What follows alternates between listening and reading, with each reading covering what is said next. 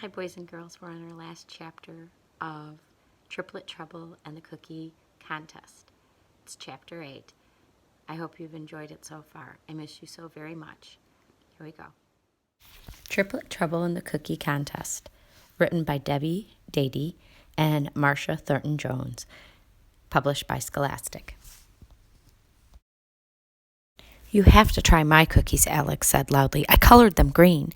"I put chocolate chips in these," I told Mr. Parker. "Mine are still better," Adam said. Ashley stamped her foot. "Mine are the best." "Mine are," Alex shouted.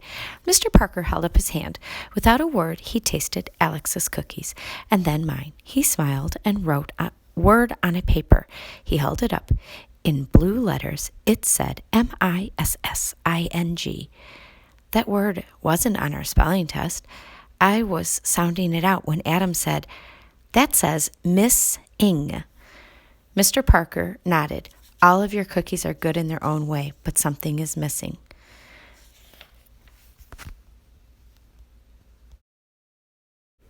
"I put in what I was supposed to," Ashley said.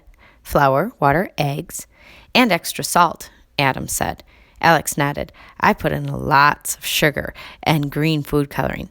"My dad helped me read the recipe," I told Mr. Parker. "We put in everything." Mr. Parker stood up. "All those things are important," he said, "but the most important part is still missing." "What's that?" Alex asked. Mr. Parker went to the chalkboard and wrote down a long word. It looked like this: FRIENDSHIP.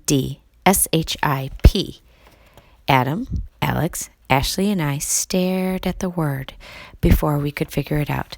Maria stood up. "I know that word," she said. "That's friendship. It means being friends." Alex put her hands on her hips.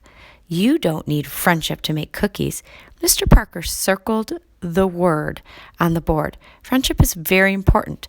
When it's missing, nothing can be very good."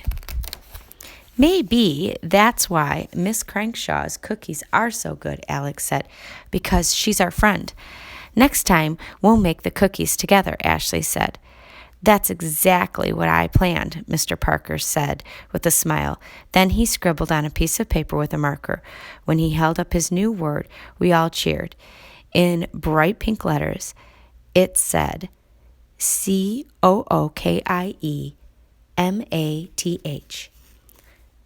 We spent the morning helping each other measure butter and flour and stirring sticky batter. Then we had to wait for cookies to bake.